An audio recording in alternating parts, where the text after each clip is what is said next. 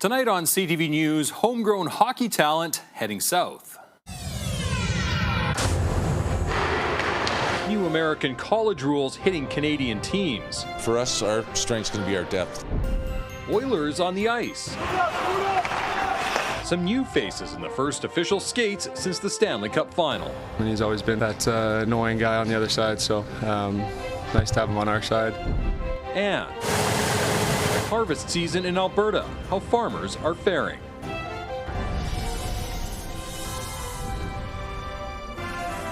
CTV Edmonton, local breaking news with Jeff Hastings. Top Edmonton hockey teams not named the Oilers are facing new challenges this year. New rules are in place for American college recruitment, and Canadian players are taking advantage. As Evan Kenny reports, teams like the U of A Golden Bears and Edmonton Oil Kings believe they've found ways to remain competitive. The University of Alberta Golden Bears are hitting the ice, missing some key pieces from last season. For us, our strength's going to be our depth. At least 5 players have chosen to go play U.S. college hockey after the NCAA changed its eligibility rules. In past years, players with Canadian Hockey League experience, like the WHL, could not head south. It was a pipeline to schools like the U of A, but now Alberta must adapt. There's different backgrounds, different experiences, which make us a better team. More challenges, more opportunities, and looking forward to it. The U of A has lost 4 players to the University of Nebraska-Omaha.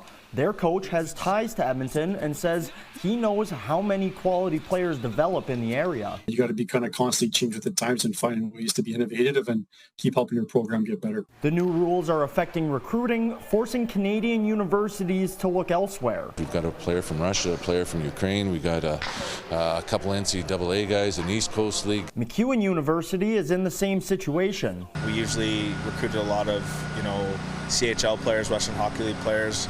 Most of those guys ended up committing to Division I, so we kind of looked elsewhere. But as far as my group, it didn't change my group a whole bunch.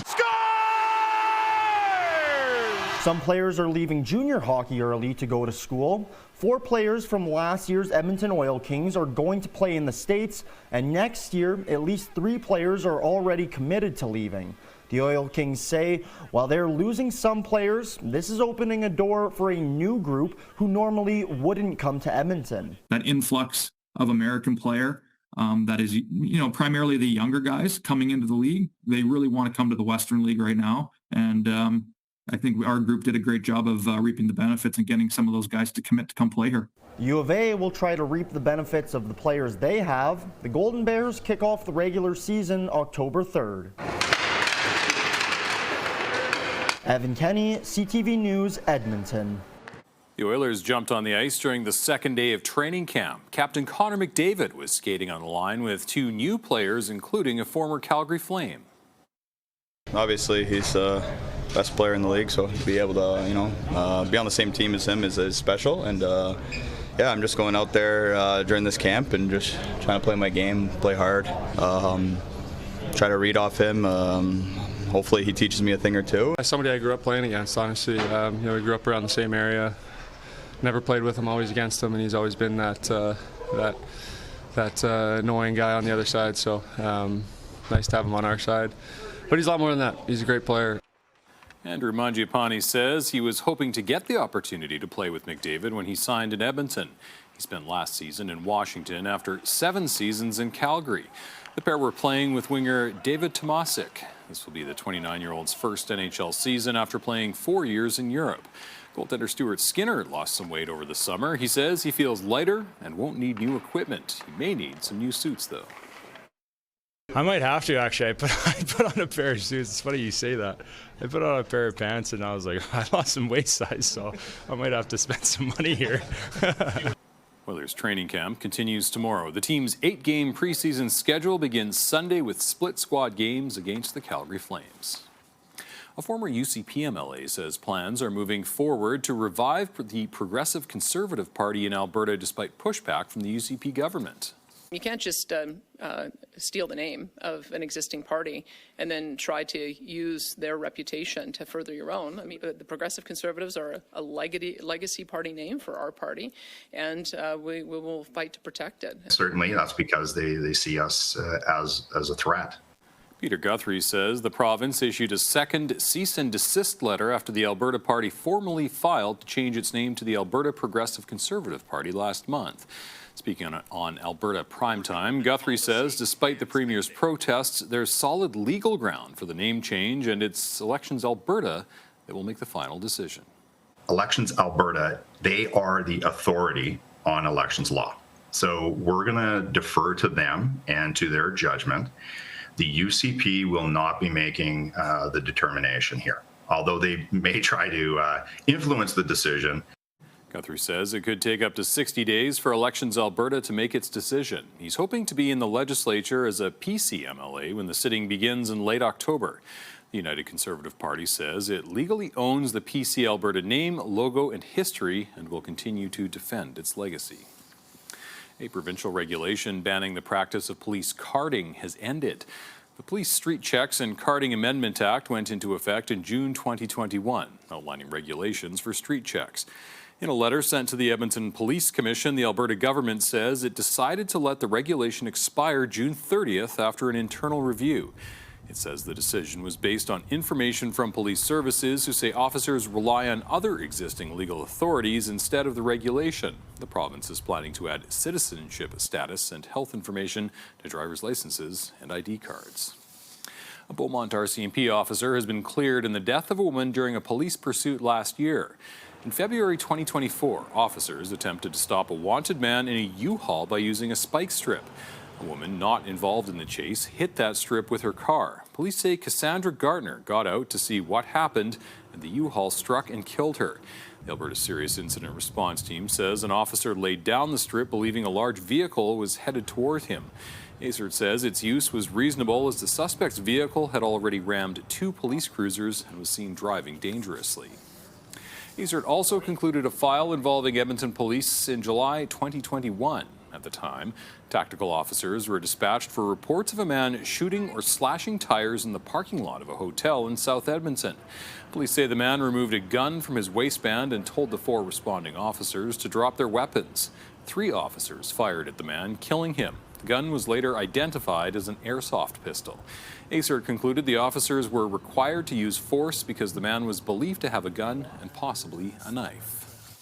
5 people are facing charges in connection with poaching eagles and hawks. Alberta Fish and Wildlife laid 34 charges under Alberta's Wildlife Act and 9 criminal code charges. Officers believe the group was actively hunting eagle sandhawks near Cochrane last month. The province says when officers searched trucks and homes owned by the accused, they found freshly removed eagle feet. An American fugitive is among the charged. He was wanted on multiple charges related to the killing and trafficking of birds of prey in Montana, but failed to appear in court. The Edmonton International Airport says travelers should not be alarmed if they see officials responding to an emergency tomorrow. The airport will be conducting emergency security training exercises from 9 a.m. to 2 p.m. The drill will include emergency simulations of vehicles, lights, and sounds around the Canadian Border Services Agency area. The airport says safety and security are its top priorities. This is the 4th training exercise we've done like this in the last 5 years, so it's imperative that we get together on a yearly basis and do these types of training exercises. The airport says training is essential to ensure all teams are prepared for an actual emergency. 6 business and community leaders were put through their paces today at the 14th annual Stars Rescue on the River fundraising event. So if they have any fractures in their spine, we want to keep them as still as possible. The event airlifts the participants to a secret destination. From there, they take part in multiple challenges from aviation and engineering to safety and medical. In order to earn their rescue flight home, the participants must raise $50,000. STARS was built by the community, for the community, and so that's been our mantra. And so, we always say the community owns STARS, and so that's how we started back in 1985. So the community came together and supported us. Now we have many partners. Government's a key partner of ours, along with all our donors. That's what keeps us going. STARS is such an important organization. I think everyone in our lives knows someone and loves someone who's been helped by STARS in the past. All 6 participants surpassed their goal of raising $50,000. A new supportive housing development in Holyrood is ready to open its doors. The project at 83rd Street and 94th Avenue will provide homes for 63 people who were previously homeless. The new affordable units were announced back in 2023 as a part of the Federal Rapid Housing Initiative. All three levels of government provided millions of dollars to get the project up and running. We all know that housing is key. Housing is key for everything. Having a stable, appropriate, supportive place to call home that we all desire. Without that, we would not be able to build the kind of city that we want to build. The George Spady Society will operate the building and provide on-site programming. Tenants will hold their own leases and pay rent. They'll also receive around-the-clock support for health and wellness, focusing on recovery. Farmers across the province are in the middle of harvesting this year's crops. As CTV's Merrick Takash reports, while for some it's business as usual, other areas are struggling to catch up. Humphrey Bannock has been farming north of Camrose for decades. We farm about 7,000 or 8,000 acres here in wheat, barley, oats, and canola. He's a little over halfway done this year's harvest. The wheat and the barley were average, maybe just a hair better, not too bad. The canola we're just getting into, and it looks it's going to be average or a little better there too. So we're very pleased with the crop. Bannock is crediting 1 month with saving his summer. When we were starting to spray in June, we had doubts as to whether we would get even average yields this year, but the rain through July really saved our bacon, and the crops really turned out much better than we'd initially expected. The same cannot be said for some other areas. Westlock County declared an agricultural disaster August 12th, a declaration that remains in effect for both crops and livestock. There are some spots that seem to have thrived through it, but there are some sandier areas that are low-lying lands that the yields just aren't there. The municipal district of Greenview, which includes Grand Cache, Fox Creek, and Valley View,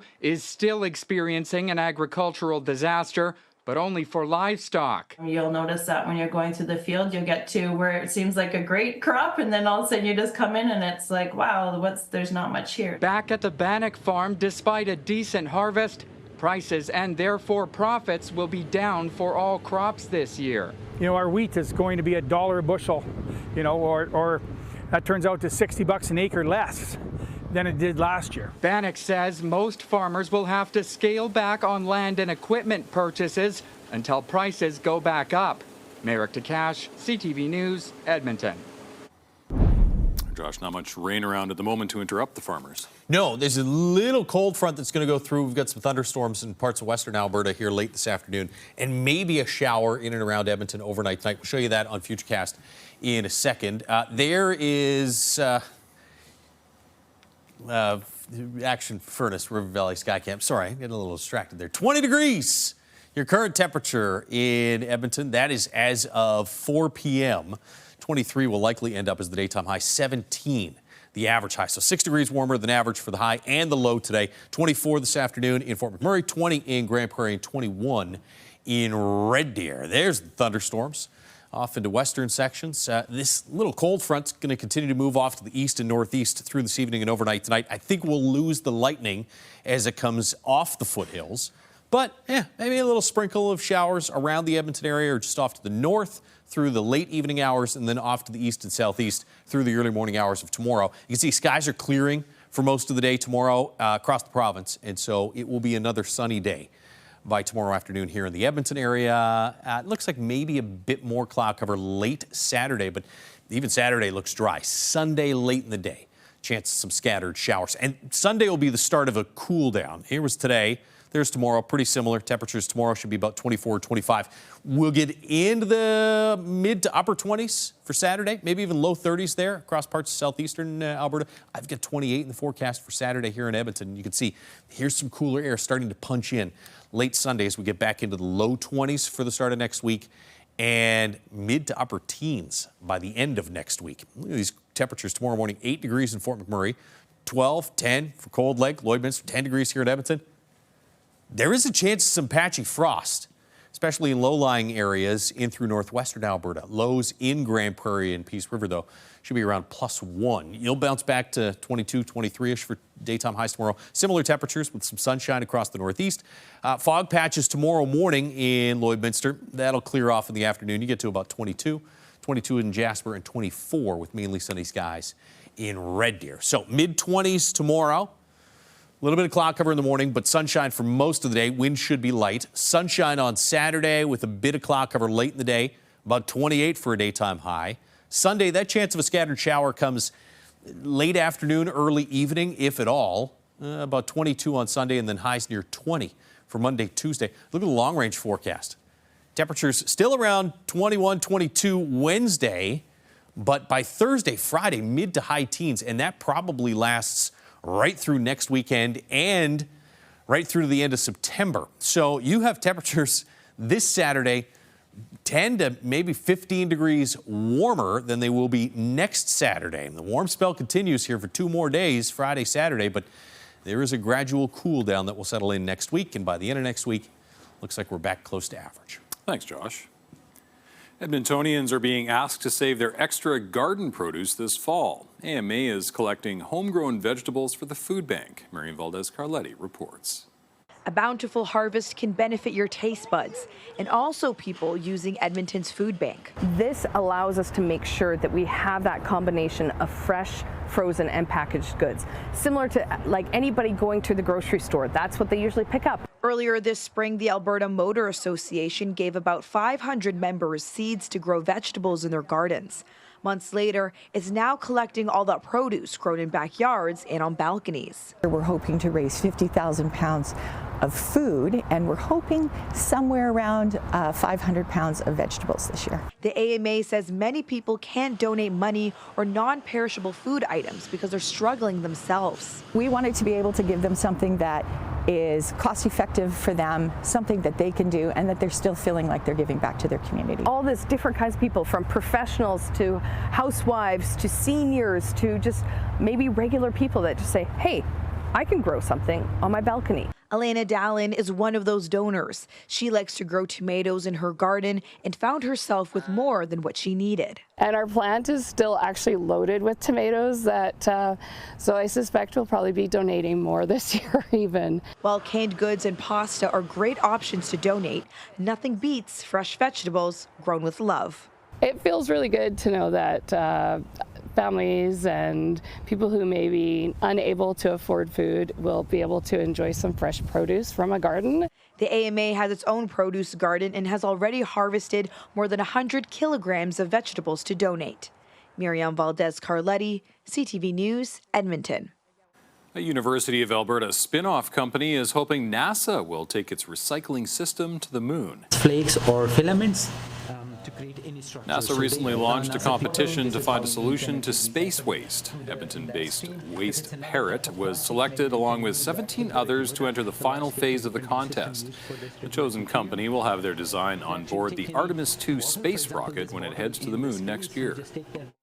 With 3D printing technology, we are able to recycle plastics into meaningful products, but also we are able to use that recycled products, combine it with the regurgitated material from the moon, which can be used to create bricks. Waste Parrot was selected out of 1,200 applications and is the only Canadian company to make it to the final round. Multi-platinum musician MGK will be making a stop in Edmonton as a part of his Lost Americana tour. Tell me, would you wait for me? Baby, I'm a rolling stone. I got a lot of right in me, but I don't want to say this wrong. MGK will take the stage at Rogers Place Monday, December the 1st. Ticket sales start next Thursday. Calgary, Hamilton, and Montreal were also announced as Canadian stops during the first leg of the tour. Toronto and Vancouver will have to wait until next year. We're getting it way ahead of Toronto and Vancouver. That's all right. Yeah, I could care less about Machine Gun Kelly. Really? No, not a fan. But if you are, there you go. You're happy about it. Congratulations. All right. Thanks, Josh. Thanks for sharing your time with us. For news anytime, visit ctvnewsedmonton.ca.